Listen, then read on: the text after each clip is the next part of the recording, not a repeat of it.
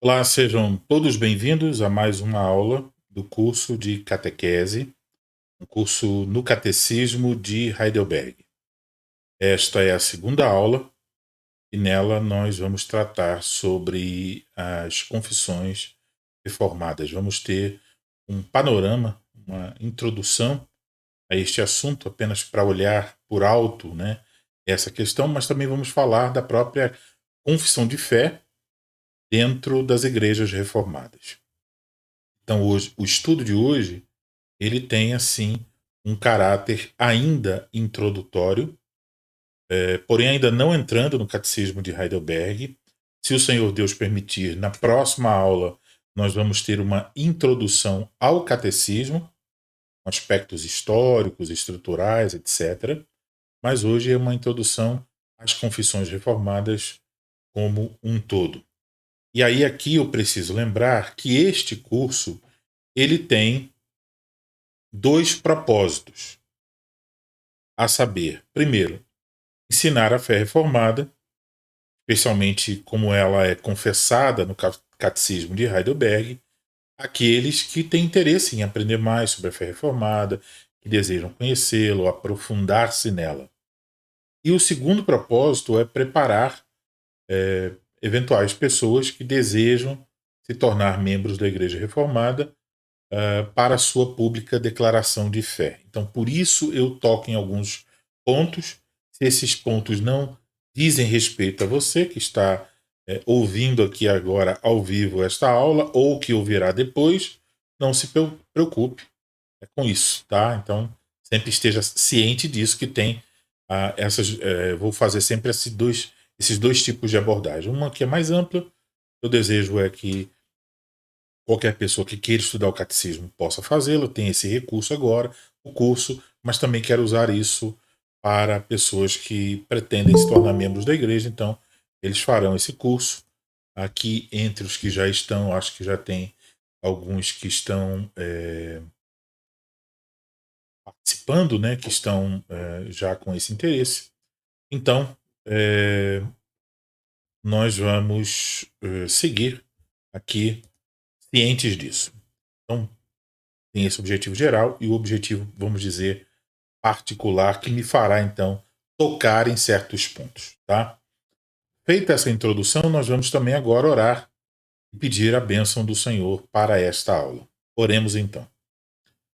Pai bondoso e eterno, Deus Todo-Poderoso, nós te agradecemos por esse dia, pelas tuas dádivas que nós experimentamos em nossas vidas e pedimos ao Senhor o perdão dos nossos pecados e a graça agora para estudar assuntos ligados à tua palavra, que o Senhor possa nos esclarecer, iluminar o nosso entendimento, que o nosso desejo não seja meramente intelectual ou de curiosidade, mas antes seja compreender mais a tua palavra e viver de uma maneira que glorifique o teu nome. Nós oramos assim, em nome de Cristo. Amém. Vou aqui reforçar um aspecto que eu mencionei na primeira aula e preciso agora dizer. É preciso que cada um de vocês que estão assistindo a aula deixe o microfone mutado para evitar que o som, você mexendo na mesa, no sofá, um som da casa não apareça na gravação, ou alguém até falando aí na sua casa. Aí quando tem os momentos para perguntas e respostas, você naquele momento pode tirar aí o microfone mutado, né? Colocar, ativá-lo e fazer a sua pergunta. Quando terminar de perguntar, aí novamente desativa aí o microfone para evitar qualquer ruído aqui na gravação. Então vamos para o nosso primeiro ponto. Então vamos falar em primeiro lugar sobre a pública declaração de fé. E o ponto 1.1 é a necessidade da pública declaração de fé. Mas antes de falar sobre essa necessidade, eu preciso explicar aqui, e aí esse é um daqueles pontos particulares, uma questão de definição. Essa definição que estou apresentando, que está aí na tela, é uma definição interna, ou seja, não é que haja uma distinção real entre o termo pública profissão de fé e pública declaração de fé. Eu acho que no final das contas é a mesma coisa. Inclusive o conteúdo tanto da pública profissão de fé quanto da pública declaração de fé é muito similar. Mas nas formas litúrgicas das igrejas reformadas do Brasil existe uma diferença.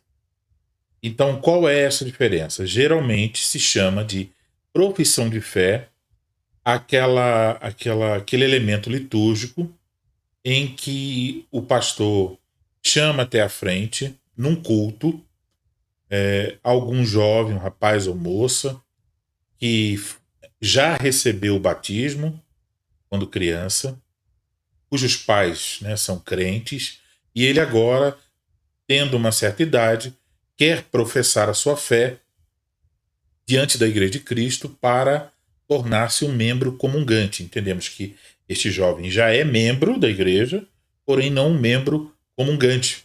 Ele não participa ainda da ceia do Senhor, só participará após a sua pública profissão de fé. Esse jovem, rapaz ou moça, tem que passar igualmente pela catequese. Então passa pela catequese, recebe a visita dos oficiais, e aí então, se estiver tudo ok, se a família também está vendo frutos do evangelho na vida dessa pessoa, essa pessoa, rapaz ou moça, fará sua pública profissão de fé. Então usamos o termo profissão, geralmente para esse caso, e aí existe uma forma litúrgica para essa situação.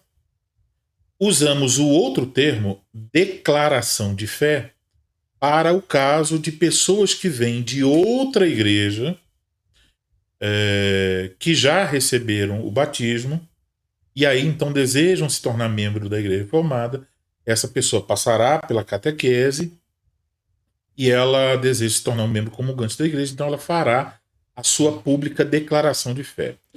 Existe uma forma litúrgica específica para isso, que é ligeiramente diferente da outra, da profissão de fé, mas no todo é bem parecida, sabe? As diferenças são mínimas.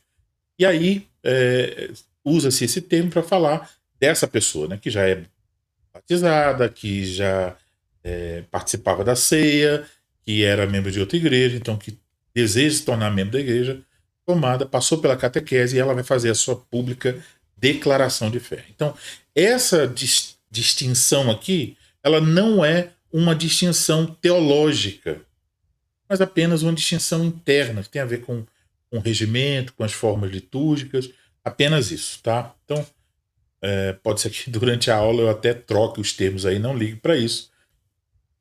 O que estamos falando aqui abrange as duas coisas.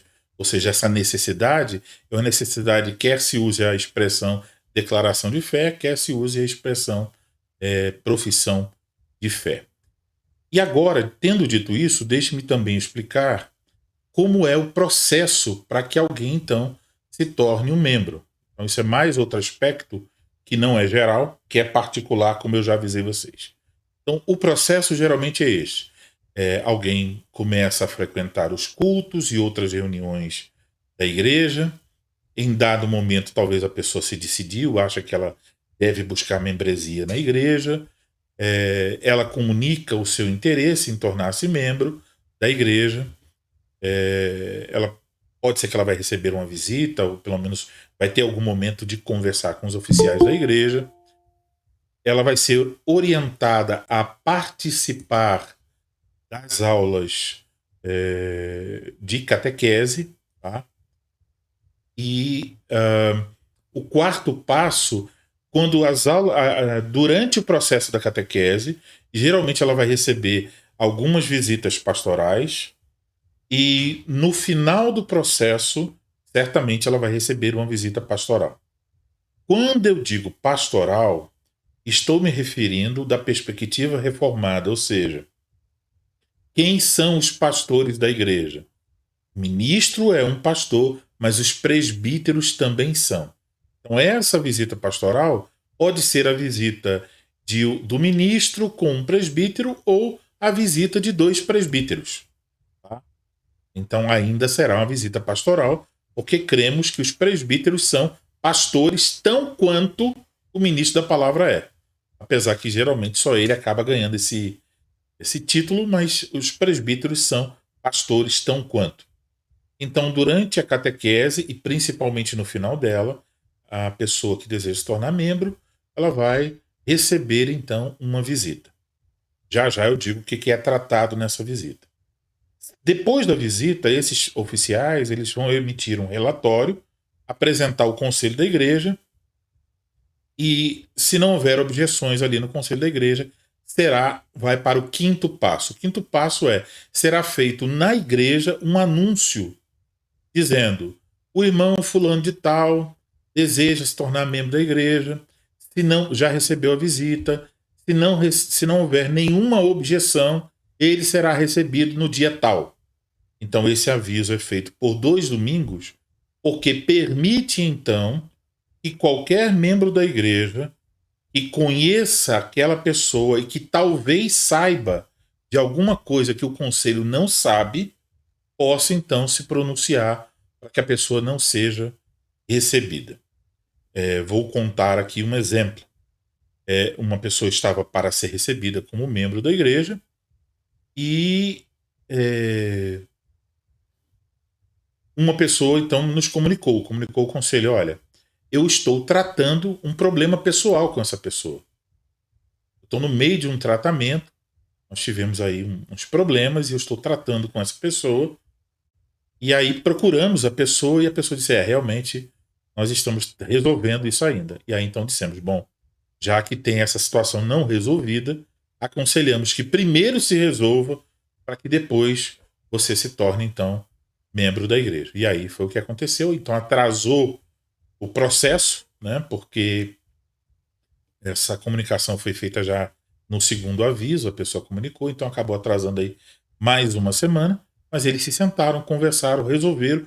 O irmão veio e procurou: já está tudo resolvido. E aí o processo continuou normalmente. Então, esse processo ele acontece na entrada, porque então se a pessoa se torna membro e amanhã alguém vai dizer assim: receber essa pessoa, não era para receber, nenhum membro vai ter direito de dizer isso, porque se ele disser, quem vai ser chamado a atenção é ele, porque ele teve a oportunidade de apresentar uma objeção e não apresentou. Porém, a objeção tem que ser uma objeção bíblica, né? Ou seja, tem que ser uma objeção válida. Porque eu não gosto que a pessoa torce pro Corinthians. Aí não pode ser membro daí. Não, tem que ser uma objeção válida. A mesma coisa acontece quando a pessoa vai sair.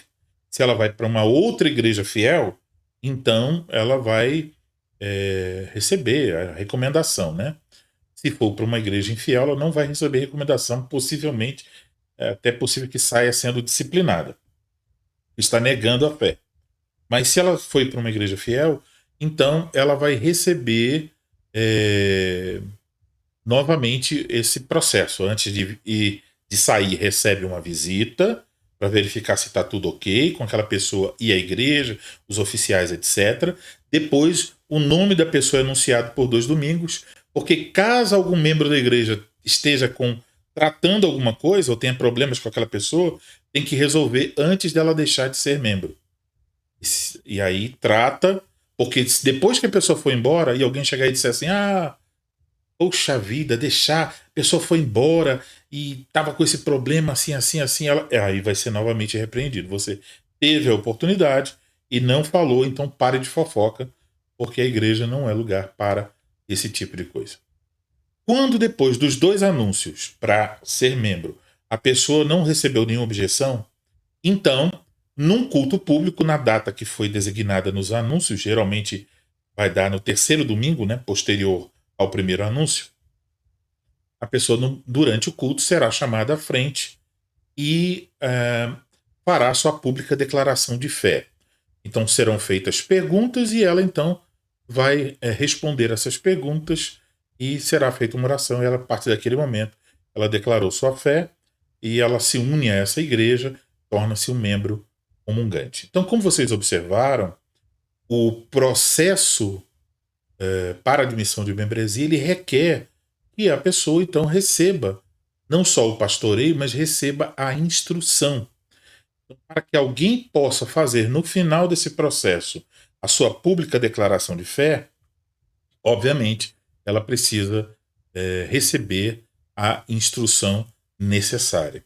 Então, a pessoa pode até ter um bom conhecimento de teologia, mas nós temos que ir verificando isso durante a catequese. Então, a catequese, para quem sabe muito, vai ser um teste de humildade para sentar ali e aprender. Mesmo porque o processo da catequese não é só o ensino, né, mas tem o contato, as conversas, as perguntas. Então, essas coisas são necessárias. Agora, podemos ir para a próxima pergunta. Realmente, então, por que essa catequese é necessária para a pública declaração de fé? Uma das razões, ela pode ser retirada de Efésios capítulo 4, versículo de 1 a 6. Então nós vamos lá para Efésios capítulo 4,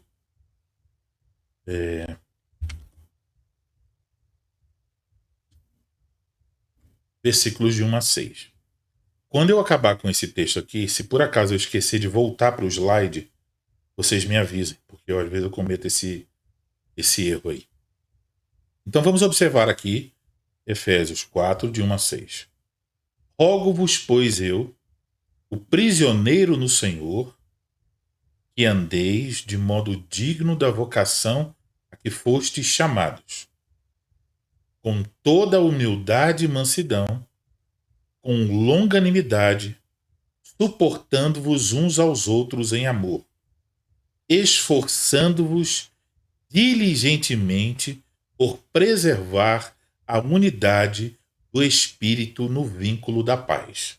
Então, notem aqui que o apóstolo Paulo menciona aqui a unidade do Espírito. Então, quem é que promove a unidade entre os membros da igreja? Quem a promove é o Espírito Santo. Então, não é que nós criamos essa unidade, não é que nós podemos montá-la ou elaborá-la pela nossa própria capacidade, mas ela é uma obra, a unidade entre os membros da igreja, entre si, e os membros da igreja como cabeça do corpo, que é Cristo, é uma obra do Espírito Santo. Ele age na igreja para unir os membros entre si e unir os membros todos com o cabeça, unir esse corpo com o cabeça, que é o Senhor Jesus Cristo.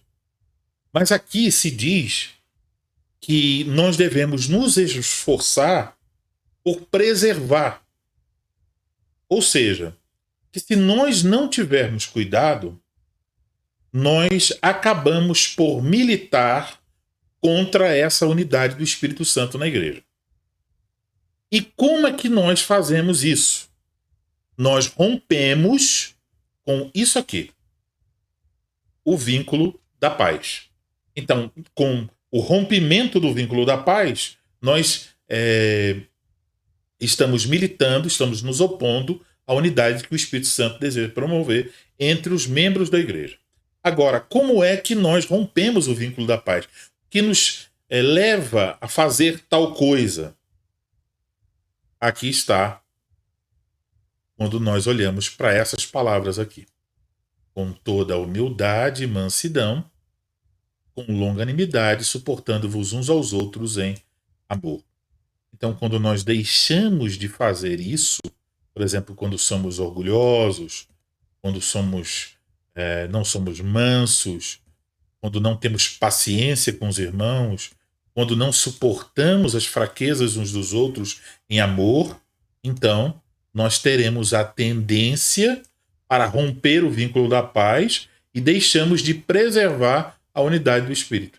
Então o Espírito está agindo na igreja, mas os membros da igreja estão resistindo ao Espírito Santo com corações orgulhosos, com falta de mansidão, com longanimidade, falta de longanimidade.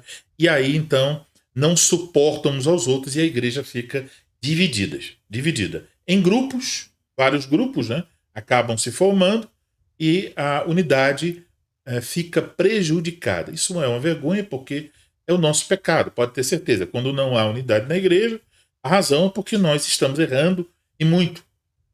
E aí o apóstolo explica como é essa unidade. que se confessa nessa unidade do Espírito. E ele diz, versículo 4, há somente um corpo e um Espírito, como também fostes chamados numa só esperança da vossa vocação, há um só Senhor, uma só fé, um só batismo, um só Deus e Pai de todos, o qual é sobre todos, age por meio de todos e está em todos. Então aqui há um conteúdo que confessamos. Confessamos que é um só corpo. Confessamos que há uma só esperança para a qual fomos chamados. Confessamos que há um só Senhor, uma só fé, um só batismo, um só Deus, que é o Pai de todos, que é sobre todos, que age por meio de todos e está em todos. Então, o Deus, o Pai, está agindo sobre todos os membros e eles estão unidos nessa mesma fé e confiança em Deus, no Deus triuno. Então, notem aqui que uma das coisas mencionadas é esta aqui. Há uma só fé. Então, um dos elementos aqui da unidade do Espírito é que é uma unidade na mesma fé. Tá? Então, a igreja fica unida ali na mesma fé. Então, qual é a consequência disso? A consequência dessa unidade do Espírito na mesma fé é que em todas as questões essenciais, os membros da igreja devem possuir a mesma fé. E haja, então, essa verdadeira unidade do Espírito. Assim, todos que desejam se tornar membros de uma igreja, eles devem dar provas de que eles possuem uma compreensão básica do Evangelho da graça de Deus, das suas promessas e dos seus preceitos. Então, por isso que a catequese é necessária, porque quem deseja se tornar membro deve conhecer pelo menos o básico para que possa dizer, bom, eu tenho a mesma fé que esses irmãos. Estou unido a eles pela mesma fé. Uma outra questão é que isso também tem relação com a participação na mesa do Senhor. Então as escrituras falam sobre isso, por exemplo, em 1 Coríntios 11, né? E lá, por exemplo, diz, entre outras coisas, que para participar do corpo e do sangue do Senhor Jesus Cristo, devemos discernir o corpo. E essa participação, ela requer um autoexame para que nós possamos participar de maneira digna. Essa participação na mesa do Senhor, ela então implica em um entendimento e uma aceitação da fé. Então eu preciso saber quem Cristo é, quem eu sou, porque tudo isso tem a ver não só com a unidade na qual eu estou, mas tem a ver com esse discernir o corpo, tem a ver com esse exame. Para ser capaz de fazer este exame, eu devo estar com uma compreensão sobre Deus, sobre o pecado, sobre a graça, sobre a santidade, etc. Agora, também essa comunhão ela acontece na unidade da fé. Por exemplo, a respeito da própria ceia. Então, para uns, a ceia é apenas um memorial. E na Confissão Reformada, ela não é só um memorial. Ela é um sacramento, ela é um meio de graça.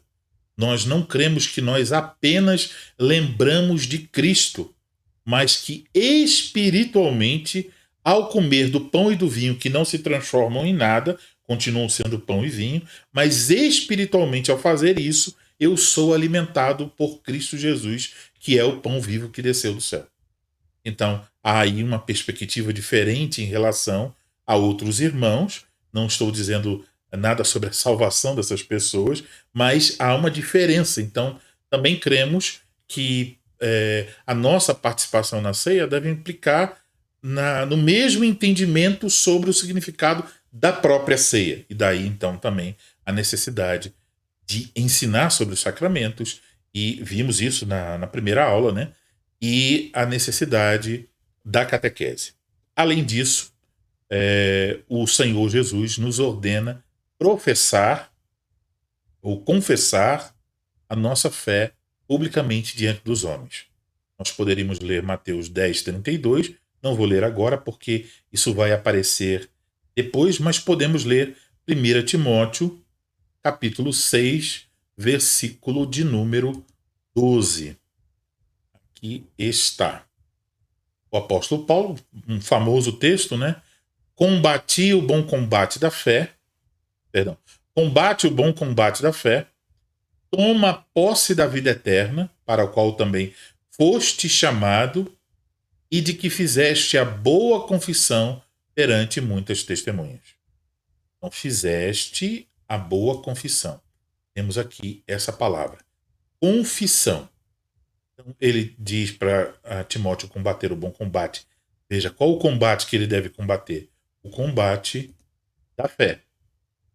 E aí diz, toma posse da vida eterna, para a qual também foste chamado. Então, ele foi chamado para o quê? A vida eterna. Então, foste chamado. E de que fizeste a boa confissão. Ele fez essa confissão a respeito do quê? A respeito da vida eterna, a respeito da salvação em Cristo Jesus. E ele fez essa confissão a respeito da vida eterna, a respeito da salvação perante muitas testemunhas. Então, de alguma maneira, Timóteo expressou publicamente a sua fé perante muitas testemunhas, a sua fé a respeito da vida eterna em Cristo Jesus. Ah, e aí ele está dizendo que ele deve combater o bom combate, ele tomando posse da vida eterna, andando de acordo com aquilo que ele confessa e que ele confessou perante muitas testemunhas. Essa palavra aqui, confissão, ela vai aparecer, a mesma palavra grega, lá no texto de Mateus 10:32. Então guarde isso, porque quando eu explicar Mateus 10:32, você vai se lembrar então de que aqui é a mesma palavra e tem o mesmo sentido, o mesmo significado. Então, antes da profissão de fé... sim, agora eu tenho que voltar para o slide. Voltou, né? Então, antes da profissão de fé ou da pública declaração de fé, o conselho da igreja, como foi dito naqueles passos, vai examinar aquela pessoa que pretende fazer esta confissão, e o conselho neste exame, que é uma visita, geralmente uma visita pastoral, vai dar atenção especial a 3 coisas sobre as quais vão conversar com aquela pessoa. Primeiro, a motivação. Essa declaração de fé que essa pessoa pretende fazer, ela é feita por amor ao Senhor ou é simplesmente por costume, por tradição, por superstição ou por outros motivos? Então, se não for o motivo bíblico correto, a confissão não será feita diante da igreja. Segunda questão, o conhecimento. O conselho vai avaliar se o catecúmeno entende as questões mais básicas da fé. As perguntas não são perguntas de nível universitário, né? Mas eles vão fazer algumas perguntas e ver a compreensão dessa pessoa a respeito de determinados assuntos que foram estudados durante o período da catequese. Então, nesse caso, o que está se avaliando não é a quantidade de conhecimento, mas a qualidade. Então, nos assuntos mais básicos, se essa pessoa realmente tem alguma compreensão sobre isso, né? Então, vamos supor que a pessoa chegasse na visita, né, e dissesse, os presbíteros perguntassem, os pastores perguntam, irmão, você tem certeza da sua salvação? Ah, eu tenho sim. Como você tem essa certeza da sua salvação? Aí a pessoa dissesse assim, porque eu acendo 7 velas todas as noites. Então, chegaríamos a uma conclusão que essa pessoa ainda não entendeu, né, algo a respeito realmente da segurança da salvação em Cristo Jesus. Então, primeira motivação, a segunda coisa que vai ser avaliada na visita é o conhecimento, e a terceira é a prática. Então, serão feitas perguntas sobre o modo de viver dessa pessoa para ver se está de acordo com a fé que ela professa. Ela tem bom testemunho a esse respeito. Então, por exemplo, eu já fiz visitas em que um rapaz, uma moça, ia ser recebido membro da igreja e a família não era. Então eu perguntei ao rapaz, à moça, se a família poderia estar durante a visita e tal. E a família era de uma outra igreja, mas não teve problema, ficaram. Então, uma parte da visita foi com toda a família. E aí eu perguntei claramente: vocês conseguem ver os frutos do evangelho na vida do seu filho, da sua filha? E eles tiveram a oportunidade de dizer ali algumas questões. Então, isso também é levado em conta, a questão da prática do evangelho. Então, resumindo, a catequese se faz necessária como preparação para a pública declaração de fé. Por quê? Porque a unidade da igreja local tem vínculo com este professar a mesma fé. Outra razão, a participação da mesa do Senhor requer essa unidade na fé. Outra razão, Cristo nos ordena confessar nossa fé diante dos homens. Então, para declarar publicamente sua fé, o catecúmeno precisa ter uma certa compreensão da doutrina que ele pretende confessar e, obviamente, ele precisa passar por esse estágio da catequese. Até aí, esse ponto, se alguém tem alguma dúvida, este é o momento para fazer a sua pergunta, enquanto eu tomo aqui um gole de café. Boa noite. Pastor, Victor, na verdade é mais uma curiosidade do que uma dúvida sobre esse ponto especificamente. O Senhor mencionou a questão da participação na ceia do Senhor, exigindo essa unidade na fé, né?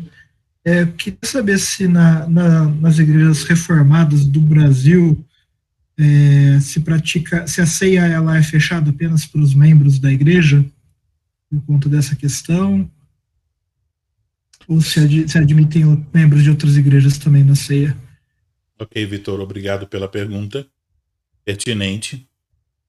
Nós usamos o termo para falar o tipo de ceia que nós praticamos, né? Nós usamos o termo ceia supervisionada. E nós entendemos o que é uma posição que no Brasil ela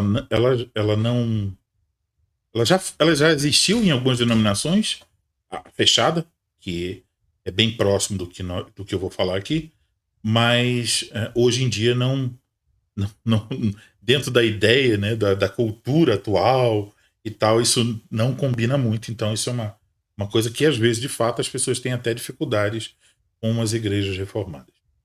O que nós entendemos é o seguinte: os membros da igreja, eles nem sempre conseguem perceber e admitir e mostrar frutos de arrependimento a respeito de um pecado. Então, por exemplo, vamos supor que um rapaz está namorando uma moça que é uma moça incrédula. Ele pode olhar para isso e achar que isso aí não tem nada demais. Não ver como um pecado e ter suas posições sobre essa questão.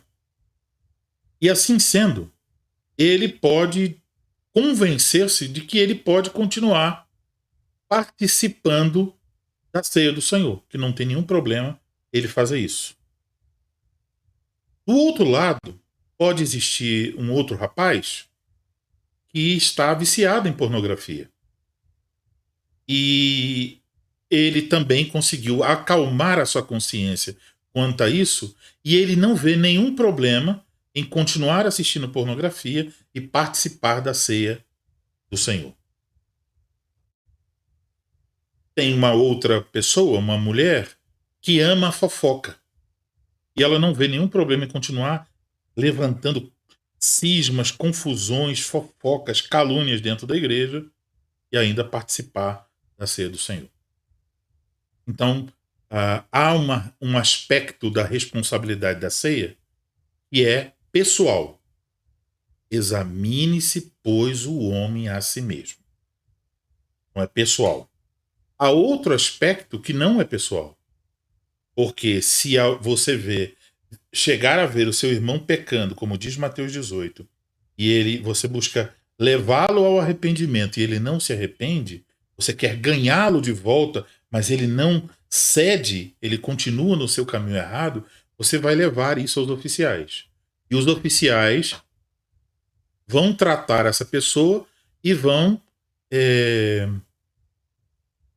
colocá-la numa posição em que ela não vão impedir que ela acesse a mesa do Senhor, porque ela está vivendo em pecado. Então, quem está vivendo em pecado não pode acessar a mesa do Senhor, a mesa da comunhão, porque não está vivendo em arrependimento, não está se autoexaminando, e aí então vai participar de uma maneira indigna. Então, há situações que a própria pessoa se examina e ela não participa, mas há situações que a pessoa não se examina, está em pecado e participa. Então, nesses casos, é obrigação dos oficiais da igreja impedirem que essa pessoa participe da ceia do Senhor. Do nosso entendimento, a ceia do Senhor, ela tem o aspecto do exame pessoal e tem um aspecto da supervisão pastoral. Então, se os presbíteros estão pastoreando a igreja, eles sabem as pessoas que estão vivendo em rebeldia contra a palavra de Deus, eles devem impedir essas pessoas de participarem do pão e do vinho, chamando-as e tratando-as para que elas se arrependam, para o bem delas, porque se elas comerem sem discernir, conforme diz 1 Coríntios 11, elas podem ficar doentes e podem morrer. O juízo de Deus pode recair, como anuncia lá em 1 Coríntios 11, severamente gerando até a morte. Como diz o apóstolo, há muito entre vós fracos, doentes e muitos que dormem, quer dizer, que morreram por participação sem discernir o corpo. Sendo assim, em primeiro lugar, a nossa preocupação é que todos os membros estejam sendo pastoreados e só os membros que estão com o testemunho de vida e doutrina participem da mesa do Senhor. São admitidas pessoas, membros de outras igrejas? Sim. E essas pessoas de outras igrejas forem de uma igreja reformada, então, nesse caso, uma igreja reformada que tem a mesma fé que nós temos. Então, nesse caso, uma igreja que ou confessa as 3 formas de unidade ou confessa os padrões de Westminster. Então, se há uma pessoa nessa situação, essa pessoa vai ser orientada, se nós soubermos com antecedência, que ela peça a um dos seus presbíteros para mandar uma carta, uma mensagem de WhatsApp, algum meio para comunicar aos presbíteros da igreja que ela vai estar, né? Para que o presbítero de lá possa dizer, olha, essa pessoa está sendo pastoreada por nós e ela tanto na vida quanto na doutrina, está sendo fiel ao Senhor. Então nós, com o testemunho dos pastores daquela pessoa, vamos receber essa pessoa à mesa, mesmo ela não sendo membro da igreja reformada. Então, tem uma certa restrição, porque se a pessoa chegar em cima da hora, não sabia, então vai gerar algumas situações, mas se a pessoa está visitando e nós recebemos, como eu muitas vezes em Recife recebi pessoas da igreja presbiteriana, por exemplo, os pastores mandavam uma pequena mensagem, olha, Eliana, tudo bem, olha, esse irmão está em plena comunhão aqui. Então, nós recebemos na mesa, porque sabemos que a mesa do Senhor não será profanada, que há o testemunho dos pastores. É claro, pode acontecer os pastores lá não estarem talvez fazendo o trabalho deles, pode acontecer de nós aqui não pelo pastoreio não sabermos de alguma coisa que a pessoa está ocultando, pode, mas aí a responsabilidade que era nossa, nós cumprimos diante do Senhor. Então, basicamente isso aí, Vitor. Deu para entender? Certo, perfeito. Então, por esse padrão, por exemplo, uma pessoa que é de uma igreja que não professa a fé reformada não seria aceita. Não seria. Boa noite, reverendo. Boa noite, tudo bem? Boa noite. O senhor, no início, estava falando de unidade, né, na mesma unidade do Espírito, né, e que, obviamente, as confissões de fé promovem unidade, bem diferente do que se propaga hoje em dia, né, e a sectarismo em volta das confissões de fé. Eu queria que o senhor comentasse. tem de haver unidade na igreja, e por isso as confissões de fé foram elaboradas, né, como na primeira aula, a catequese, né, começou lá. Hoje em dia, obviamente, que começou fora, nos Estados Unidos, e depois de anos, isso aqui está no Brasil hoje, e está muito forte. Às vezes, são questões secundárias, né? Eu acho que ninguém vai discordar que um luterano seja um irmão nosso, né? Eu acho que não, ou um batista. Porém, tem um grupo que hoje, não sei se o senhor já ouviu falar, que hoje eles falam assim: descobrimos a catolicidade da igreja. Então, eles aplaudem todo tipo de doutrina, né? Se você é presbiteriano, ou batista, ou anglo-católico, enfim, até católico eles chamam de irmãos, e ortodoxo e grego. Eu queria que o senhor comentasse sobre isso. E é uma coisa condenada pelo apóstolo Paulo em 1 Coríntios 13, né? Existe, obviamente, as diferenças teológicas, e muitas vezes é coisa secundária, mas não é uma coisa de se aplaudir. Acontece porque são pecadores, né? E essas pessoas hoje bebem de uma fonte, eu não vou falar o nome, principalmente, de um cara que escreveu um livro nos Estados Unidos chamado Fim do Protestantismo, né? É como se fosse uma quase volta a Roma. Uhum.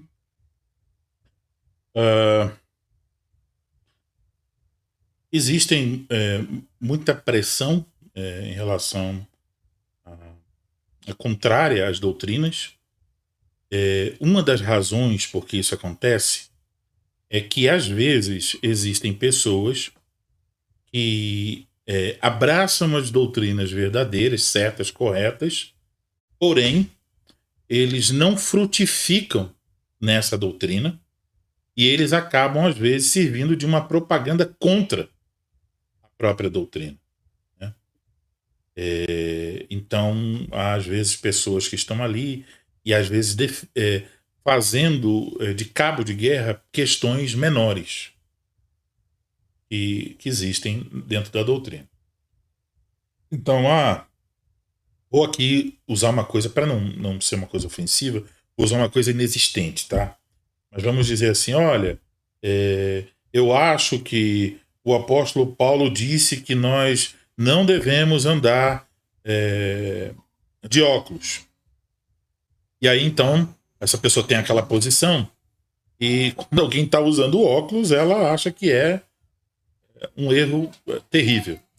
Só que aí a pessoa se coloca numa posição em que, estranhamente, não existe nenhuma igreja que adote aquilo. É uma posição tão restrita que não acha igrejas na história como uma igreja como um todo que tenha adotado.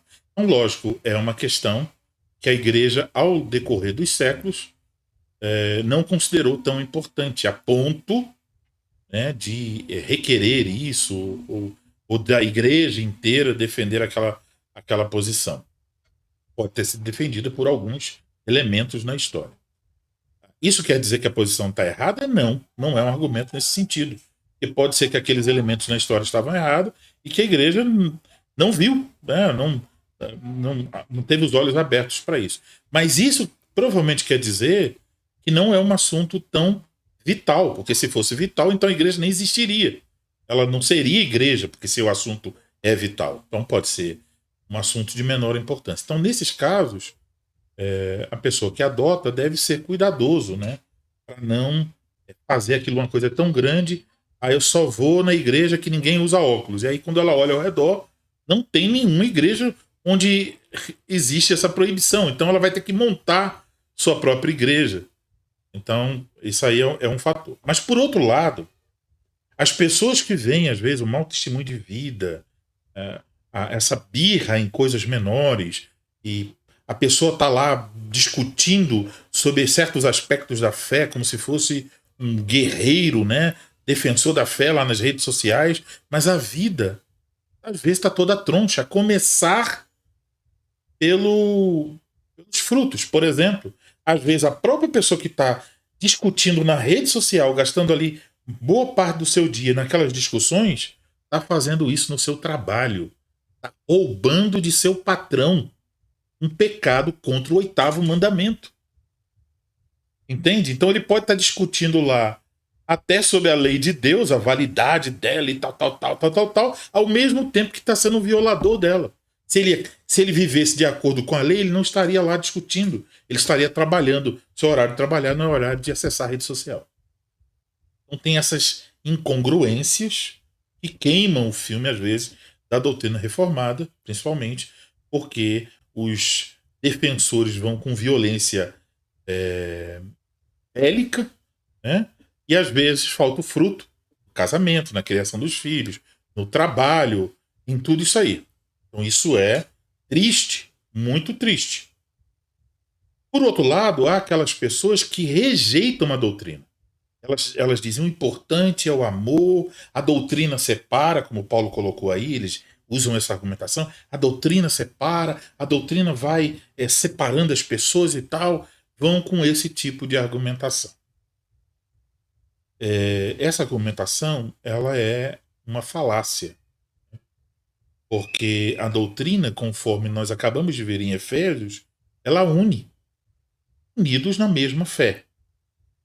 Então, eu, como um cristão, se eu professo certas coisas, eu devo me unir às pessoas que confessam o mesmo que eu, e vamos trabalhar juntos, né? Mas, infelizmente, as pessoas ficam com essa conversa e desvalorizando o conteúdo da fé e desvalorizando as confissões. Aí eles vão dizer coisas que podem soar extremamente belas e verdadeiras. A nossa confissão não é Três Formas de Unidade, nem o Westminster. Nossa confissão é a Bíblia. Sim, minha também. Mas como é que você interpreta? O que você confessa a respeito de Cristo? Como é que você interpreta a questão do batismo, ceia, o governo da igreja? Então tem lá na Bíblia, mas há interpretações que estão sendo dadas que são diferentes umas das outras. Então, óbvio, que mesmo quando a pessoa está dizendo que não tem nenhuma confissão, ela tem. Basta ler o livro Imperativo Confessional da editora Monegino, que vai ser excelente para tratar desse assunto.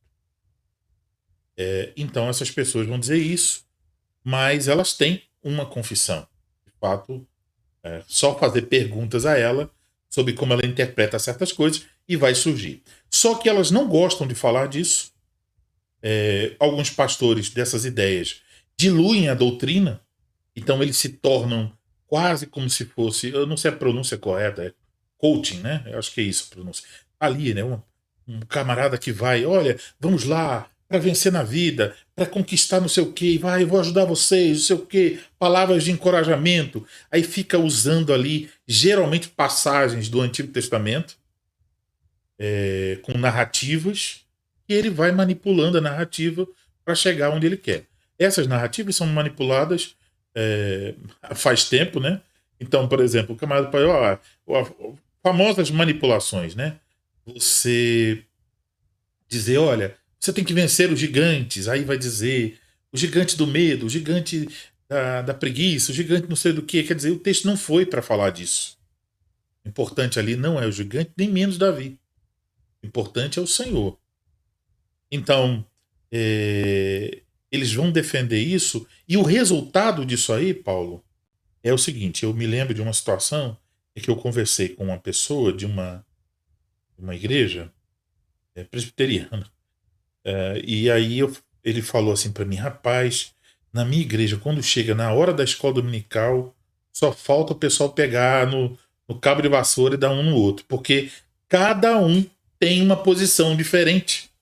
Ele estava dizendo. Então, quando chega na hora da escola dominical, um diz assim, eu creio no batismo infantil, o outro diz, eu não creio no batismo infantil, o outro diz, eu creio, mas é assim, o outro, não, mas eu creio do outro jeito. E aí começam a discutir ali. Quer dizer, aquelas pessoas estão unidas, e o que une elas? É uma estrutura organizacional, talvez o prédio, talvez as amizades, talvez outras coisas, mas não é a mesma fé. Cada uma delas crê de uma forma diferente, inclusive às vezes até a respeito de assuntos importantes como a própria salvação, o modo como alguém é salvo. Aí vai dizer, não, eu acho que a salvação é uma obra exclusiva, inteiramente de Deus. E o outro vai dizer, não, eu acho que Deus faz uma parte, mas eu também devo fazer a minha parte. Então eles estão numa mesma igreja, eles não estão pregando efetivamente um evangelho, o mesmo evangelho. São evangelhos diferentes aí. Tá? Então, isso prova-se aí que a falta da doutrina, como eles acham que promove unidade, na verdade promove falta de unidade. Só que tudo é mantido com outras coisas. Então é como se fosse assim, não tem a unidade. Mas já que a gente não tem unidade na fé, o que a gente pode ter aqui que faça a gente ficar junto? Qual é a cola que vai funcionar? Ah, tem um trabalho para os jovens aqui na igreja, tem um clube das senhoras, tem não sei o que, e tem uma estrutura enorme, cheio de coisas para colar, mas não a mesma fé. E aí, essa igreja fica sendo uma boa organização, mas não fica sendo uma igreja viva, do molde como a Bíblia ensina. Espero ter comentado aí um pouco. Paulo, mais alguém com alguma dúvida? Sim, comentou, reverendo. Pastor Elienay? Sim. Pastor Elienay, tá Sim. me ouvindo? Estou ouvindo. Pastor, é o seguinte, uma pessoa, ela está sendo catequizada e no final dessa catequese, essa pessoa, ela tem alguma dificuldade com alguma doutrina ou ela nega uma doutrina dessa. Qual vai ser a posição do ministro reformado ou do conselho dessa igreja? Agora que eu lembrei que eu devia ter colocado esse slide. Júnior, eu vou responder essa pergunta daqui a pouco, tá? Dentro do assunto, tá? Então, se eu não responder, você me cobre de novo. Vamos adiante. Quem tiver mais perguntas, guarde para a próxima. Então, vamos aqui. A natureza da pública declaração de fé. Então, declarar significa falar abertamente, publicamente. Envolve uma expressão de confiança em algo ou em alguém. E aí, então, nós precisamos ir para Mateus, capítulo 10. Deixa eu colocar aqui na tela de novo. Mas eu tenho que lembrar de voltar para o slide. Mateus 10. Aqui. Capítulo 10, versículo 32. Então, aqui está. Vamos ler do 30, né? E quanto a vós outros, até os cabelos todos da cabeça estão contados. Não temais, pois, nem mais valeis vós do que muitos pardais. Portanto, todo aquele que me confessar diante dos homens, também eu o confessarei diante de meu Pai que está nos céus. Mas aquele que me negar diante dos homens, também eu o negarei diante de meu Pai que está nos céus. Então aqui usa-se, portanto, todo aquele que me confessar diante dos homens. A palavra grega aí utilizada é a palavra homologel. Essa palavra, o significado dela é dizer a mesma coisa que outro. Concordar, consentir, declarar. Mas vejam bem o comecinho aqui. Dizer a mesma coisa que outro. Concordar com o que o outro fala. Então, quando Jesus diz, portanto, todo aquele que me confessar diante dos homens, ele não está se referindo ao simples fato de alguém dizer assim, eu creio em Jesus. Eu amo Jesus.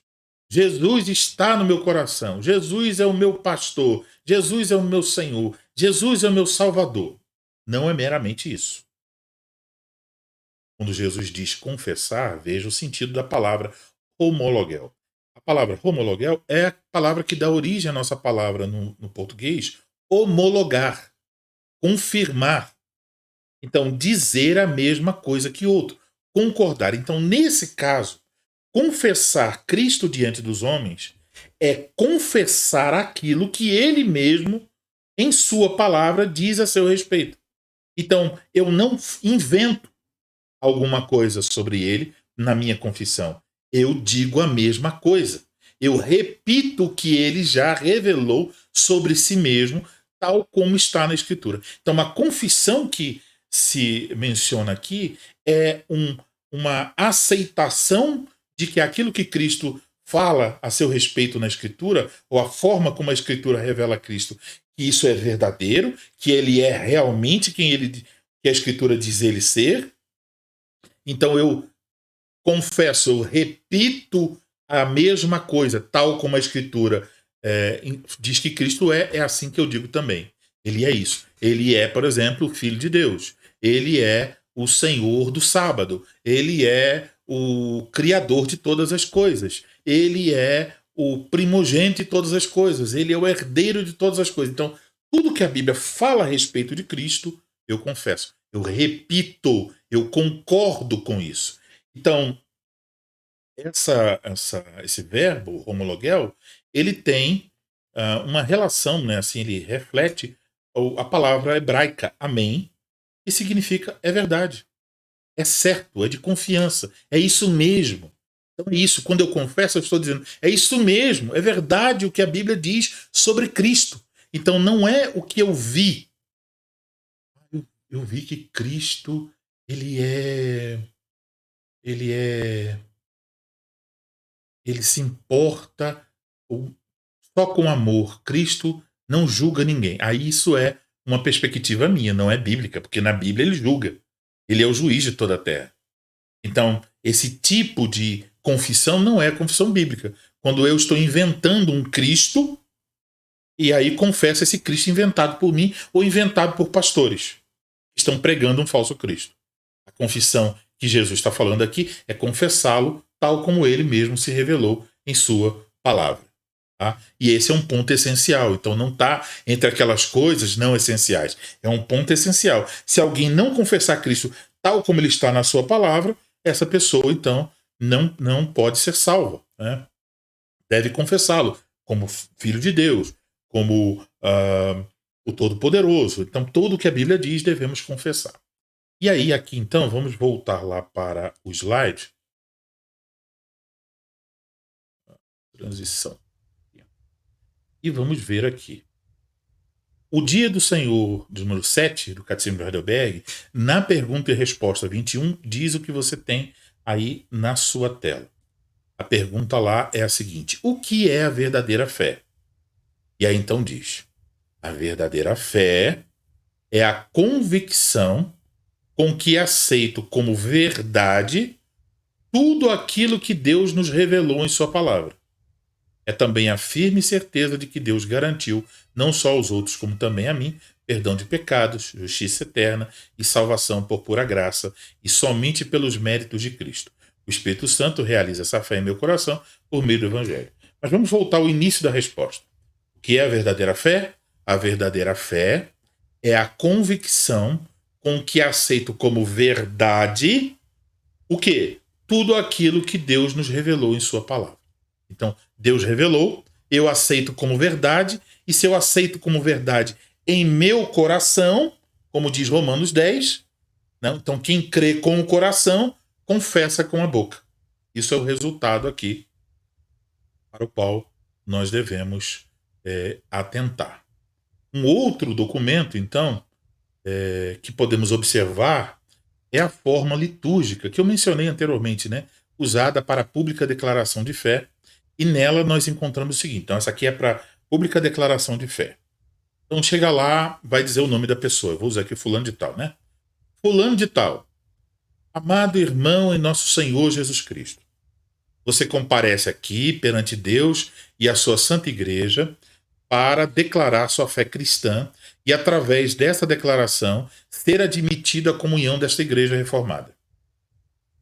Pedimos agora sua resposta sincera às seguintes perguntas. E aí tem 6 perguntas. A primeira: você reconhece que a doutrina da palavra de Deus, resumida no credo apostólico, é ensinada nesta igreja cristã?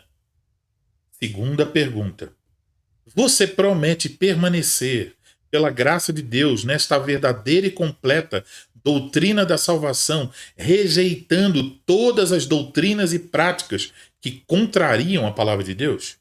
Terceira: você acredita nas promessas de Deus na aliança da graça, da qual recebeu o sinal e o selo do batismo? Quarta: você confessa que é preciso buscar a vida fora de si, em Jesus Cristo, como a Santa Ceia testifica? Quinta pergunta: você promete usar fielmente os meios da graça, a palavra de Deus e os 2 sacramentos que Cristo deu à sua igreja, o batismo e a Santa Ceia, a fim de crescer espiritualmente? Aí está no plural, porque eu acho que eu copiei de um lugar que estava no plural. Sexta: você promete sujeitar-se à exortação e disciplina da igreja, caso você se desvie da verdade em sua doutrina ou conduta? E aí o pastor, isso é no culto, né? Aí ele dirige agora a pergunta: fulano de tal, qual a sua resposta? Então a resposta para todas essas perguntas. Espera-se que para a pessoa ser admitida ela dirá sim. E aí então depois o ministro levantará as mãos e pronunciará uma bênção utilizando o texto da segunda carta de Paulo aos Tessalonicenses, capítulo de número 2, versículos 16 e 17, que dizem: ora, nosso Senhor Jesus Cristo mesmo e Deus, o nosso Pai, que nos amou e nos deu eterna consolação e boa esperança, pela graça, consolem o vosso coração e vos confirmem em toda boa obra e boa palavra. Então, isso é pronunciada esta bênção sobre a pessoa, e aí então em seguida é feita uma oração. Agora, observem aqui. Na forma litúrgica, nós podemos observar alguns elementos. Primeiro, o pleno reconhecimento da doutrina das Escrituras e dos credos, porque pergunta: você confessa que nessa igreja é ensinada a doutrina, a palavra de Deus, conforme resumida no credo apostólico? Então, há aqui um elemento de reconhecimento de que nessa igreja particular, que a pessoa está fazendo a profissão de fé, existe o ensino da Escritura e de acordo com o que a igreja confessa ao longo dos séculos, resumidamente no credo apostólico. Há outro elemento, o elemento de aceitação humilde das promessas de Deus na aliança, as promessas da salvação. Terceiro elemento, compromisso. A pessoa, na declaração de fé, ela assume um compromisso de servir a Deus e de lutar contra o pecado. Quarto, a promessa sincera de submeter-se à disciplina da igreja. A última pergunta diz: olha, se você errar e pecar contra a verdade na sua vida ou na sua doutrina, você promete que você vai receber a disciplina da igreja, a exortação, vai se sujeitar a isso? E a pessoa então faz essa promessa, que é um voto. Então tem reconhecimento, aceitação, compromisso e promessa quando a pessoa faz essa pública declaração de fé.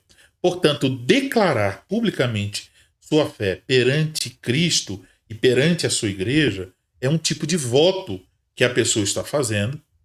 O candidato está declarando que Jesus Cristo é o seu Senhor e Salvador e que ele está dedicando a sua vida de serviço cristão, comunhão e serviço nessa igreja local, que ele aceita as promessas e que ele aceita as obrigações da sua membresia. Então a pessoa está declarando tudo isso ali através dessa declaração de fé. Então isso é a natureza da declaração de fé. Repetir aquilo que a Bíblia diz a respeito de Deus, Pai, Filho e Espírito Santo, e fazer essa declaração de reconhecimento, aceitação, compromisso e promessa ao fazer a pública declaração de fé. Então faz esse voto perante Cristo e perante a sua igreja. Ou seja, se quebrar esse voto, essa pessoa então vai receber a punição do próprio Senhor. Ela está fazendo um voto. Se ela quebra esse voto, sendo infiel à verdade, ela vai estar sendo responsabilizada. Bom, dúvidas?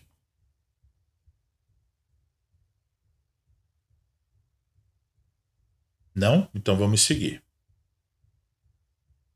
Próximo ponto. Os credos. Então, ao longo da história, nós vamos falar primeiro sobre a natureza dos credos, né? Ao longo da história da igreja, ela tem resumido e defendido a doutrina das escrituras em suas confissões e credos. Então agora nós vamos observar os credos e as confissões reconhecidos e utilizados nas igrejas reformadas. Não quer dizer que são os únicos corretos, tá? Nós prezamos muito, por exemplo, pelos padrões de Westminster, mas não são, e eu vou explicar já já essa diferença. Então aqui é a natureza dos credos. Nós podemos observar aqui aquilo que está no preâmbulo do regimento das igrejas reformadas do Brasil. Então, como eu já disse, as igrejas não são uma denominação, são uma confederação de igrejas e o regimento regula a relação entre essas igrejas. Então, no preâmbulo do regimento diz, está aí na tela, as igrejas reformadas do Brasil têm as escrituras como a única regra de fé e prática, como exposição fiel das escrituras, elas adotam os 3 credos ecumênicos, a saber, o apostólico, o niceno e o atanasiano, e as 3 formas de unidade, a saber, a confissão de fé, conhecida como a confissão belga, o catecismo de Heidelberg e os 5 artigos contra os arminianos, conhecidos como os cânones de Dort. As escrituras, 1 Coríntios 14:40, ensinam que na Igreja de Cristo tudo deve ser feito com boa ordem. Para isto é útil ter um regimento. Este regimento só adota regras ensinadas na Bíblia e regras necessárias para efetuar a boa cooperação entre as igrejas. Aqui, quando diz ensinadas na Bíblia e regras necessárias, quer dizer que só o regimento procura colocar apenas regras necessárias que sejam ensinadas na Bíblia. Não são 2 coisas diferentes, mas a mesma coisa. Nesse preâmbulo, nós podemos observar 2 coisas. A primeira, o preâmbulo deixa claro: a Escritura é a única regra de fé e prática. Qual o papel dos credos e confissões? Aí diz que as confissões são exposições fiéis das Escrituras.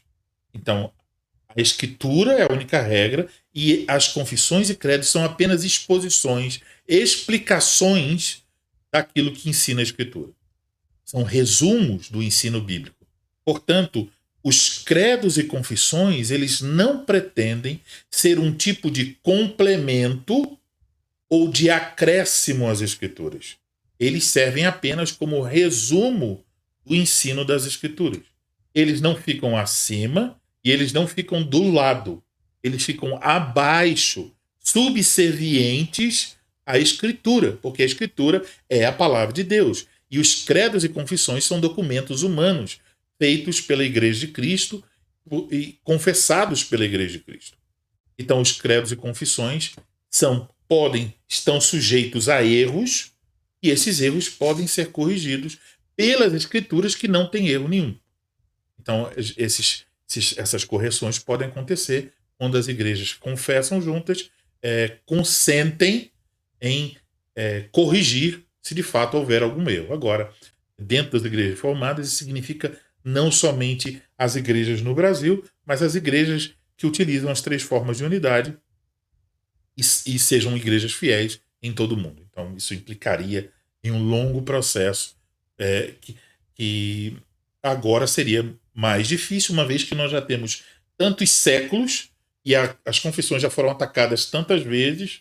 Então, ela foi defendida porque entendeu-se ao longo da história que ela estava resumindo com fidelidade as Escrituras. Mas é bom mantermos em mente que as confissões e credos são documentos humanos, são falíveis, e a única coisa infalível são as Escrituras, a palavra de Deus. Então isso tem que ser mantido, porém, cremos que esses documentos, testados pelos séculos, são documentos fiéis que resumem o ensino bíblico, o ensino da palavra de Deus. Tá? Alguma dúvida aí nesse ponto?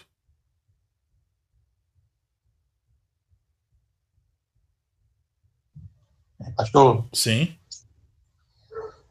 acerca daquela pergunta anterior que eu havia feito, se uma pessoa, ela, após ser catequizada, ela tiver alguma dúvida ou ela não querer confessar determinada doutrina que ela aprendeu na catequese, qual deve ser a posição qual é a posição do pastor, do ministro ou do conselho dessa igreja?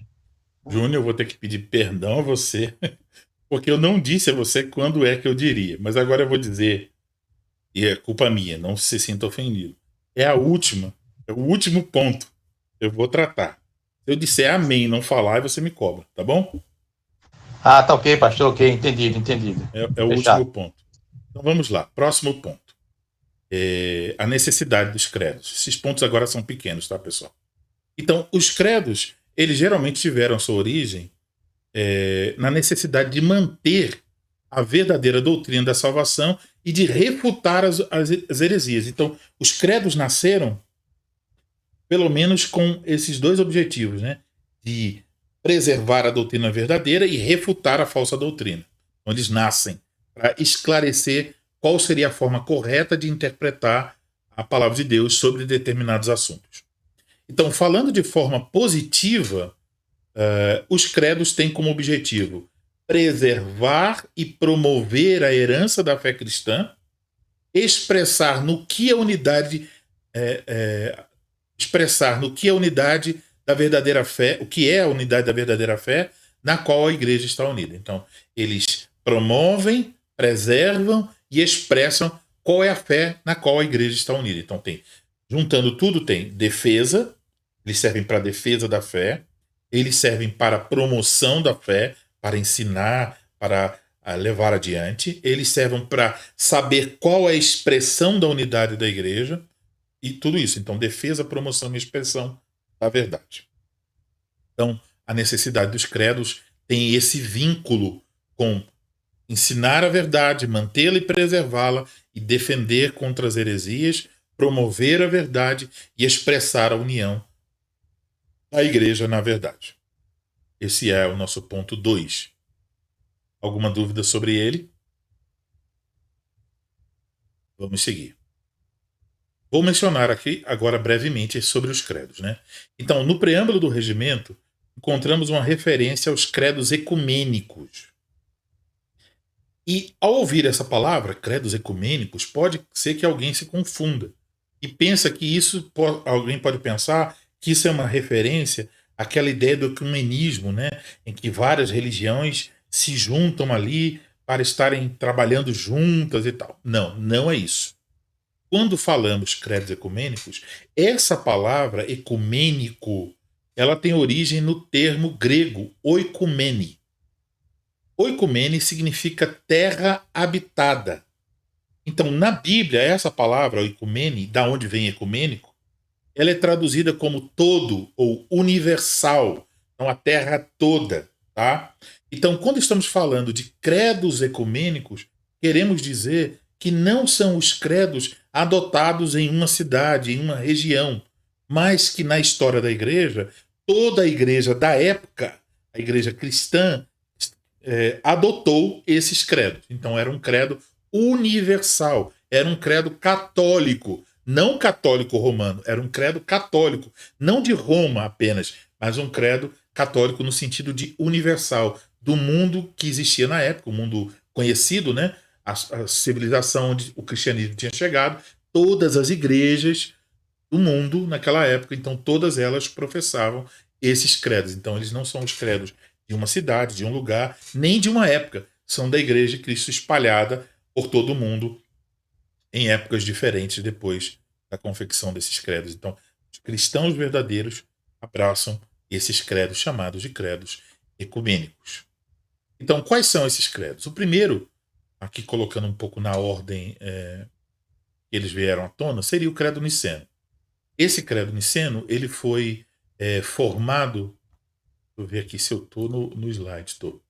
Esse credo niceno, ele foi formado, é uma formulação de fé que foi acolhido no concílio de Nicéia. Nicéia é uma cidade. Em 325 depois de Cristo. E depois do Concílio de Constantinopla, em 381. Tem lá umas discussões que eu não vou entrar aqui, mas o Concílio de Nicéia é o Concílio de 325, e esses concílios se opuseram ao ensino diário, que era um presbítero que estava defendendo uma doutrina na qual que ia contra a divindade do Senhor Jesus Cristo. Então, nesse credo niceno, nós encontramos uma defesa da trindade e da divindade de Jesus Cristo. Depois eu recomendo que vocês leiam, procurem esse credo e leiam. Eu posso até colocar lá no grupo. O credo apostólico recebeu esse nome não porque foi criado pelos apóstolos, não foi, mas porque ele é um resumo daquilo que os apóstolos ensinaram. Ele é o mais curto desses credos aqui. Ele tem 12 artigos divididos em 3 seções. Uma que fala sobre o Pai, uma sobre o Filho e outra sobre o Espírito Santo. É bem conhecido, né? E o terceiro credo é o atanasiano.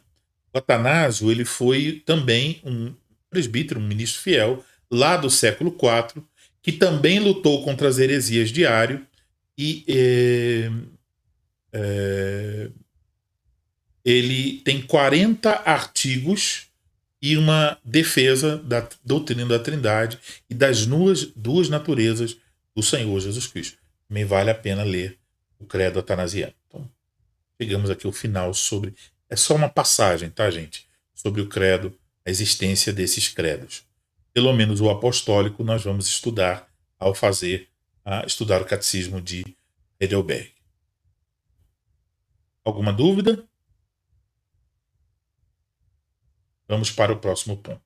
Vamos concluindo aí.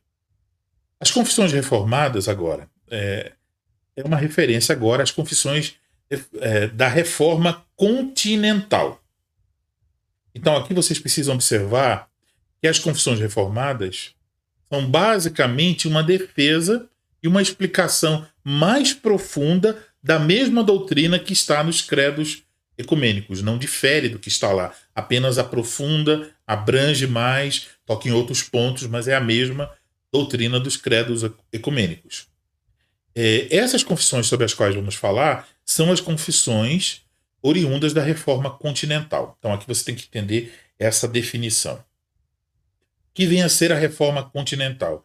A reforma do continente europeu. Enquanto esse termo é usado para distinguir da reforma acontecida nas Ilhas Britânicas. Então, nas Ilhas Britânicas, na Inglaterra, a reforma lá, as igrejas reformadas de lá, tomaram o nome de igrejas presbiterianas. E também haviam as igrejas congregacionais e outras igrejas que de lá surgiram.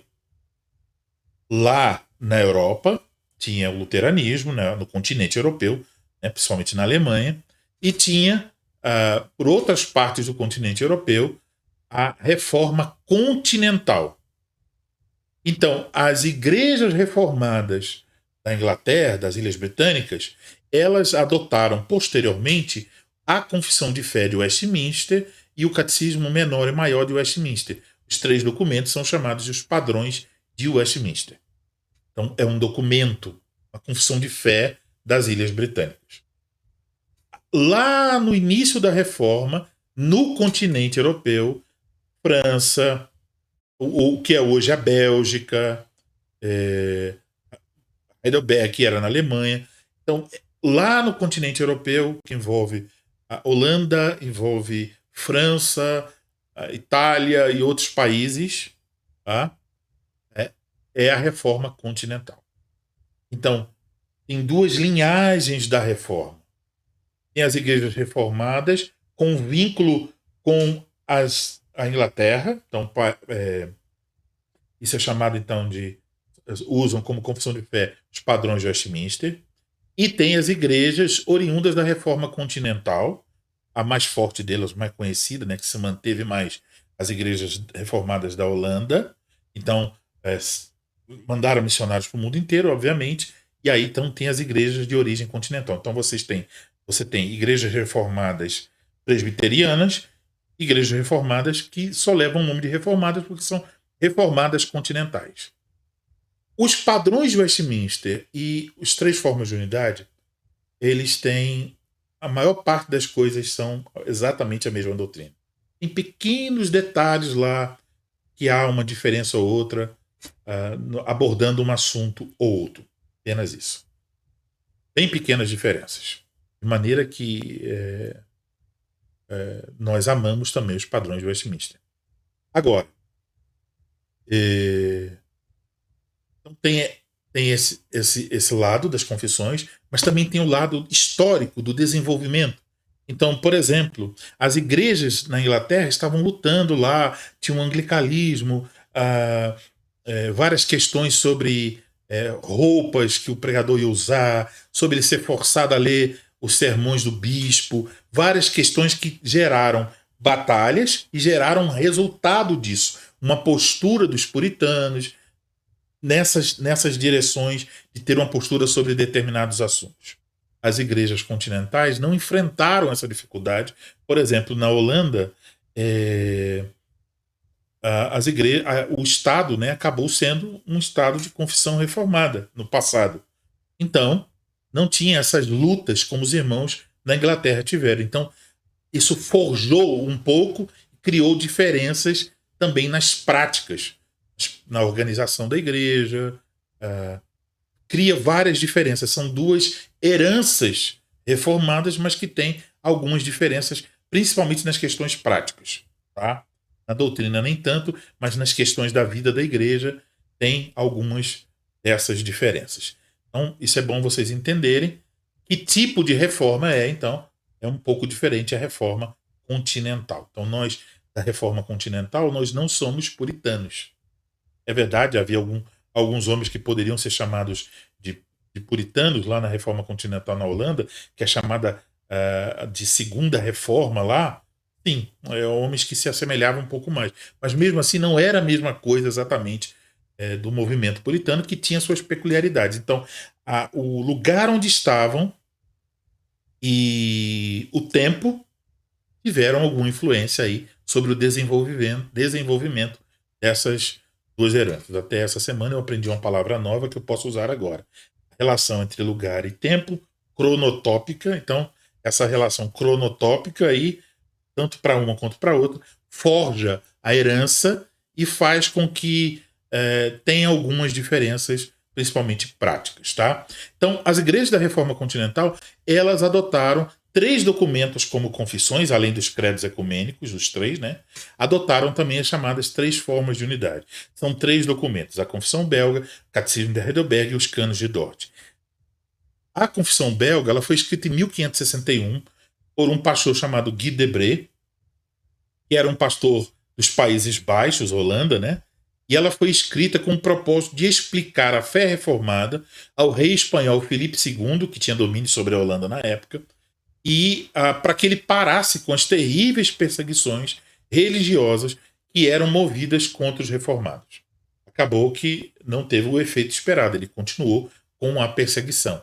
E essa confissão se tornou depois a confissão oficial das igrejas reformadas dos Países Baixos, no primeiro sínodo dessas igrejas, em 1571, em Enschede. E ela foi mantida depois no Sínodo de Dordrecht, ou Dort, em 1618, 1619. O segundo documento é o Catecismo de Heidelberg. Ele foi escrito 2 anos depois, em 1563, por 2 homens chamados Zacarias Ursinos e Gaspar Olivianos, com a ajuda de professores da universidade, do próprio príncipe eleitor do Palatinado, o Frederico III. E esse Frederico III, o príncipe, ele desejava que no seu Palatinado houvesse um manual de reforma para instrução catequética dos seus súditos, principalmente dos mais jovens. Então, logo esse manual também foi usado para unir o Palatinado numa mesma fé, porque alguns ministros vinham do catolicismo romano, cada um estava ensinando uma coisa totalmente diferente, alguns dando atenção a assuntos não importantes. Aí, quando ele mandou fazer uma avaliação e viu que tinha esse problema no Palatinado, todos os pastores começaram a pregar essa doutrina de acordo com o Catecismo de Heidelberg para manter a unidade da igreja no Palatinado. Tá? Então, por isso, o catecismo foi dividido em 52 domingos, 52 dias do Senhor. O terceiro documento, que é o mais recente deles, né, foi escrito em 1619, 1618, 1619, chama-se os Canos de Dort. Também é conhecido como os 5 artigos contra os arminianos, os remonstrantes. Então, Armínio foi um pastor reformado que começou a defender entre seus alunos uma posição diferente sobre a salvação e com uma participação, né, não era monergística, mas sinergística. E aí ele não ele, mas os discípulos de Armínio tentaram levar esse assunto para a igreja lá na Holanda. A igreja se reuniu em concílio e rejeitou os 5 artigos arminianos, apresentando contra eles 5 artigos que são os cânones de Dort. Tá? Então, futuramente podemos aprofundar mais. Agora é só para dar uma ideia geral. Eu vou pular essa dúvida aqui. Se alguém tiver dúvida, passa no final, que é para poder encerrar agora com o último ponto, responder a pergunta do Júnior. Então, a questão da aceitação dos credos e confissões. No artigo 21 do Regimento das Igrejas Reformadas do Brasil, que trata da subscrição confessional, então é a subscrição de quem? Dos oficiais da igreja, diáconos, presbíteros, ministros da palavra. Lá diz assim: todos os ministros da palavra, presbíteros e diáconos subscreverão as confissões das igrejas reformadas do Brasil, assinando a forma adotada para este fim. Então tem uma forma litúrgica. Eu posso colocar a cópia também lá no grupo. Quem recusar a subscrevê-la não será ordenado ou instalado, ou será imediatamente suspenso do seu ofício pelo conselho, e os concílios não o receberão como delegado. Se um oficial persistir na sua recusa, será deposto de seu ofício. Então, aqui o que está mencionando é a subscrição dos oficiais, a subscrição completa e irrestrita dos oficiais a esses documentos, os credos ecumênicos e as 3 formas de unidade. Então, se, por exemplo, um homem disser assim: eu não concordo com o artigo tal da Confissão Belga, ele não poderá se tornar nem um diácono, nem um presbítero, não pode ir para o seminário, nem pode se tornar um ministro das igrejas reformadas, uma vez que esses documentos, cremos, são resumos do ensino bíblico que nós confessamos, então não queremos ninguém ensinando coisas diferentes desse resumo que nós cremos. Então, alguém não pode se tornar um ministro, presbítero, diácono, se não subscrever. Essa subscrição, por parte do oficial, acontece sempre que ele inicia um novo mandato, ele tem que assinar. Se for um ministro e ele sai de uma igreja, vai para outra, quando ele vai para outra igreja, ele tem que assinar de novo. E nos concílios há um momento em que, no início do concílio, que pede a todos que chegam, que todos que concordam, que subscrevem as 3 formas de unidade, os credos ecumênicos, se coloquem de pé. Então, se alguém naquele momento não se colocar de pé, ele nem participa do concílio, porque ele vai ter que subscrever ali mais uma vez. Então, em vários momentos da vida da igreja, os oficiais, o ministro, por exemplo, né, que está sempre com o seu mandato valendo, então ele sempre vai ter que estar subscrevendo. Trocou de igreja, subscreve. Foi para o concílio, subscreve. Então ele sempre tem que revelar sua subscrição. Se ele tiver problemas, qualquer oficial, com algum ponto do regimento, ele deve comunicar ao seu conselho imediatamente. E ele não pode pregar nada que seja fora a isso, né? Por exemplo, se eu chegar no púlpito e pregar assim: olha, esqueçam a ceia é desnecessária. Então o conselho vai me tirar imediatamente e não vai me permitir mais pregar, porque eu estou indo contra o ensino bíblico que nós confessamos. Agora, a pergunta é o seguinte: e a situação dos membros? Então, os oficiais devem subscrever inteiramente. E os membros? Então, na pública declaração de fé, quando o membro faz a sua pública declaração de fé, não menciona as 3 formas de unidade, nem os outros credos, né? Todos os membros da igreja, lá só menciona na declaração de fé o credo apostólico. Porém, quando a pessoa faz a declaração, ela diz lá na declaração que ela confessa que nessa igreja ensina-se a doutrina bíblica, ela vai confessar que se ela errar na vida e doutrina, ela vai confessar que ela não vai abraçar nenhum erro contrário à palavra de Deus. Então, quando ela faz essa confissão, fica implícita aí a sua aceitação às três formas de unidade. No final do processo da catequese, na visita, o ministro, o presbítero, vai perguntar à pessoa: você leu, pelo menos, se estudou só o catecismo, você leu a Confissão Belga e os candidatos? Deve ler.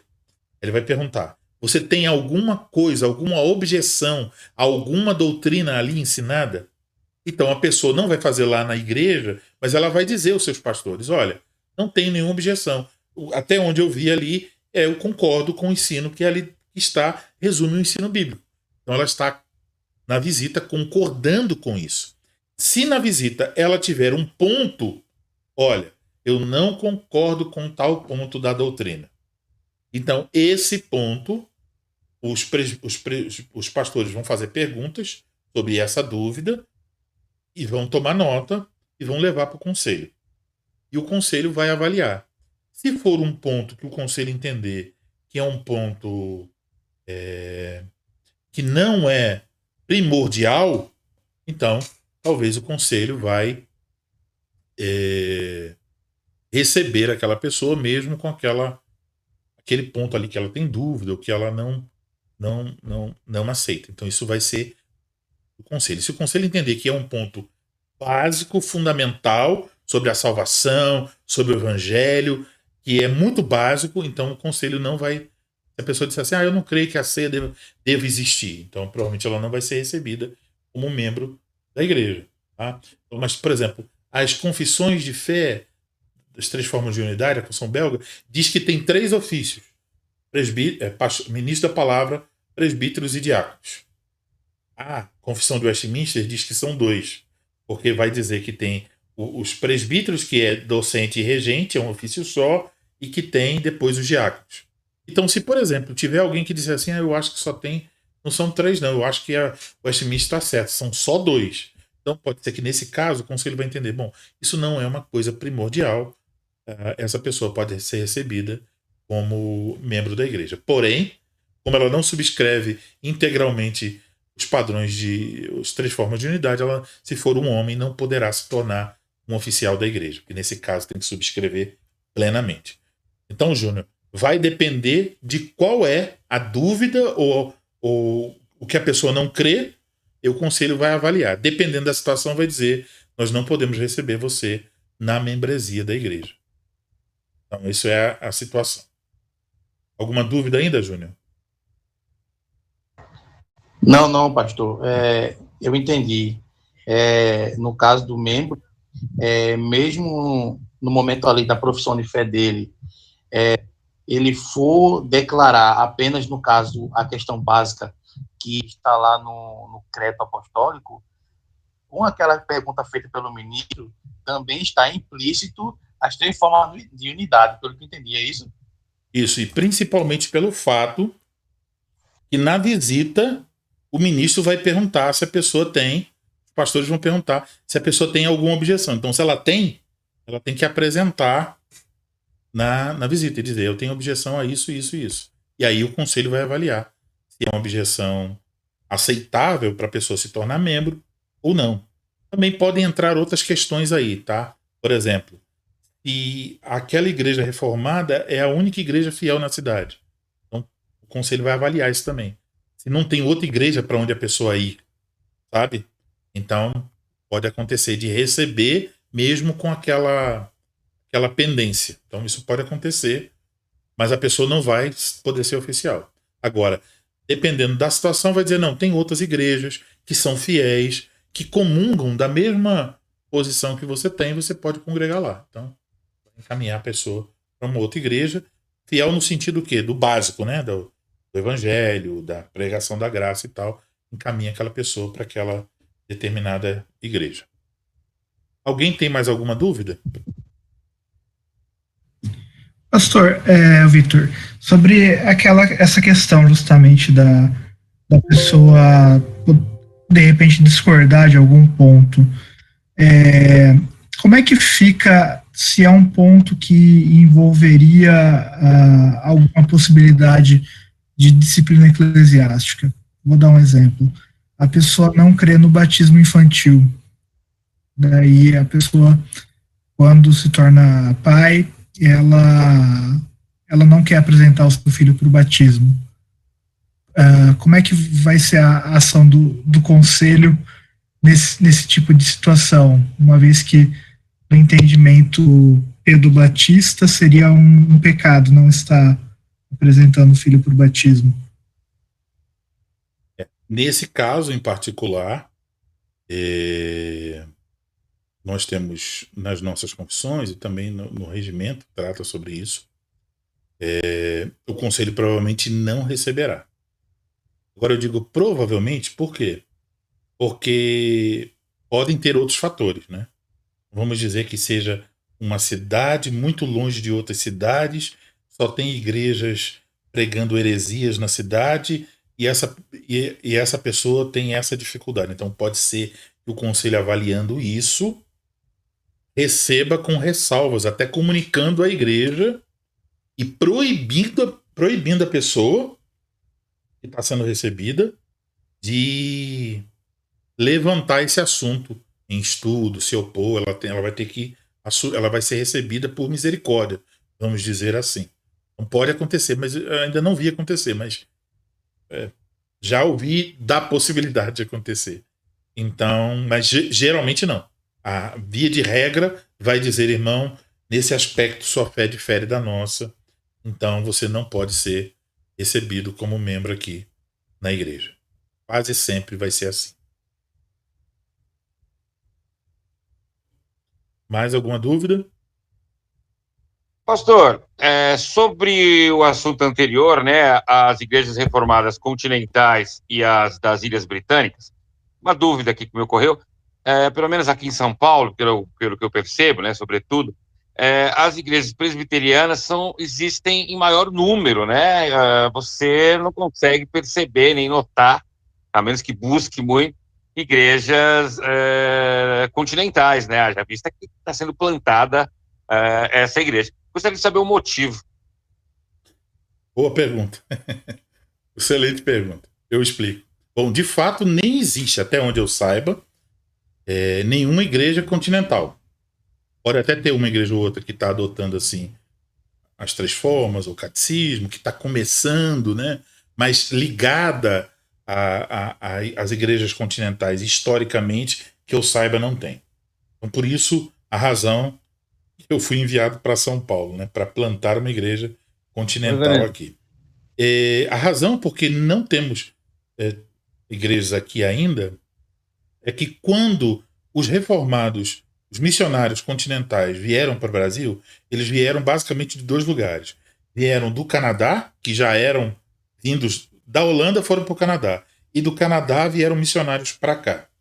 E depois a Holanda também mandou. A Holanda mandou para o sul, principalmente para o Paraná. E os irmãos do Canadá chegaram para a igreja presbiteriana do Brasil e perguntaram: aonde é que vocês não têm igrejas? E eles disseram: bom, muitas cidades do Nordeste. Então, a missão mandou lá para o litoral de Pernambuco, para uma cidade chamada São José da Coroa Grande. E ali é que começou esse trabalho. E ali se espalhou por outras regiões do Nordeste. Então, por isso. E que também o trabalho missionário aqui, ele começou a partir da década de 70. Então, ele tem algum tempo, mas por muitos anos não tinha pastores brasileiros, né? Então, só tinha pastores estrangeiros. E aí, quando os pastores estrangeiros foram embora e tinha pastores brasileiros, os pastores brasileiros só deram tempo de assumir as igrejas que já existiam. Então, basicamente, a gente tem que dizer que agora é que nós estamos começando plantar igreja depois de 50 anos, né? Porque a maioria dos pastores que foram ordenados aqui no Brasil, eles estavam preenchendo as vagas nas próprias igrejas. Então, eu fui pastor em Cabo Frio, uma igreja que eu vim oriundo, né, da Assembleia de Deus, conheci a doutrina reformada, abracei, a igreja se tornou, adentrou na confederação, e aí em 2013, isso eu conheci em 2002. Em 2013 eu fui para Recife, onde eu trabalhei na plantação de uma igreja em Recife, depois eu trabalhei na plantação de uma igreja em Paulista, e aí tinha esse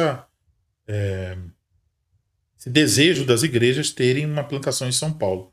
E aí então eu vim aqui trabalhar em São Paulo agora, porque eu era o único pastor dedicado à plantação de igrejas. Então nós estamos orando, tem homens sendo treinados para que Deus nos dê mais pastores para que possamos avançar. Mas é por isso que então começou lá no Nordeste, por isso que não tem quase aqui no Sudeste. As igrejas do Sudeste só tem uma em Minas Gerais e outra em Cabo Frio, no Rio de Janeiro. Excelente, muito obrigado, professor. Eu não sei se tem uma em Guatatuba também? É isso que eu ia falar, tem uma em Quaraguá, né? Ah, sim, é verdade. É verdade. É porque eu estava pensando em igreja já no sentido de igrejas constituídas. Mas em Caraguá tem uma congregação lá em Caraguá. Tem sim, é verdade. Muito bem. Então é isso, meus irmãos. Eu vou encerrar porque a gente passou aí 15 minutos do horário que eu queria terminar. A aula ficou um pouco mais extensa do que eu imaginei. Às vezes você planeja, acha que vai terminar no prazo e na hora, né? Também surgem perguntas e tal. A gente acaba não terminando. Nós vamos encerrar então orando, agradecendo ao Senhor. Se depois alguém quiser falar alguma coisa após a oração, pode falar. Vamos orar. Vitor, você pode orar? Posso sim, posso. Ok, vamos orar. Senhor Deus, nosso Pai, Deus Todo-Poderoso, Deus que é o nosso sustentador, nosso Criador, nós te rendemos graças por essa aula. O Senhor nos deu a oportunidade de estarmos participando. Obrigado pela vida do teu ministro, Elienay. Obrigado porque o Senhor o capacitou para esta obra, Pai. E agradecemos pela presença de cada um aqui que pôde estar participando. O Senhor, te peço para que o Senhor continue abençoando o restante desse curso, Pai, que nós possamos nos aprofundar nos ensinamentos da Tua Palavra, conforme foi registrado e sistematizado nessas confissões de fé, ó Pai, para que o Teu povo não se desviasse da verdade, para que o Teu povo fosse instruído na verdade bíblica, ó Senhor. Nos ajuda, ó Senhor, a estarmos aprendendo, ó Pai, cada vez mais crescendo no conhecimento da Tua verdade, ó Senhor. Esteja com cada um aqui, esteja, Senhor, também abençoando aqueles que estão iniciando a sua jornada na vida cristã, na fé reformada, para que o Senhor esteja suprindo cada uma das necessidades, ó Pai, também daqueles que já têm conhecimento, para que possam estar, Senhor, não apenas recebendo um mero conhecimento intelectual, mas que possam também ter uma vida de piedade, o Senhor, usando esse conhecimento para ver uma vida que glorifique ao Senhor, Pai. Agradecemos por esse momento, Pai. Em nome de Cristo Jesus, o Teu Filho, nosso Salvador e Mediador, nós oramos. Amém.